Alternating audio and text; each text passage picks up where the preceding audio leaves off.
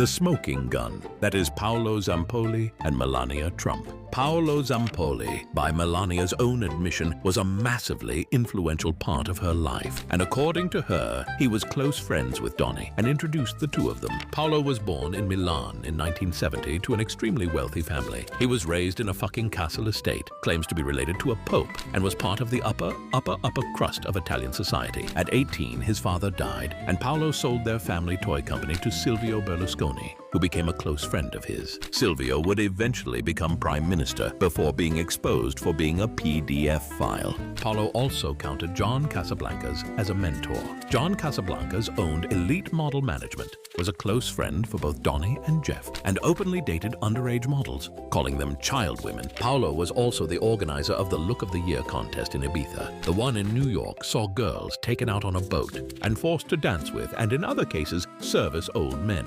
This included Donny, who was a judge. Go look up the accounts from this if you can find them. It's truly harrowing. It is during this time he became friends with Donald Trump, who was dazzled by his connections to Italian aristocracy and his endless supply of young models. In 1995, Paolo meets Melania in Milan and recruits her, moving her into his building in New York and eventually introducing her to Trump. Around this time, he's also discovered to be using his connections to set up an extortion meeting between billionaire Ron Burkle and a gossip columnist. Burkle, a mega donor to Bill Clinton, was also close friends with Epstein, Harvey Weinstein, and fucking Diddy, all part of the fucking web of shit Paolo was deeply embedded in. Now it is 2004 and Paolo and Epstein are business partners. They attempt to buy Elite Model Management from John Casablancas. They were working extremely closely together to buy the world's most famous modeling agency. This fails, and Donny invites Paolo into the Trump Organization. He is the director of international development, selling Trump Park Avenue to what he called big money people from Russia, which is the exact time the Trump Organization was involved in a Russian mafia money laundering scheme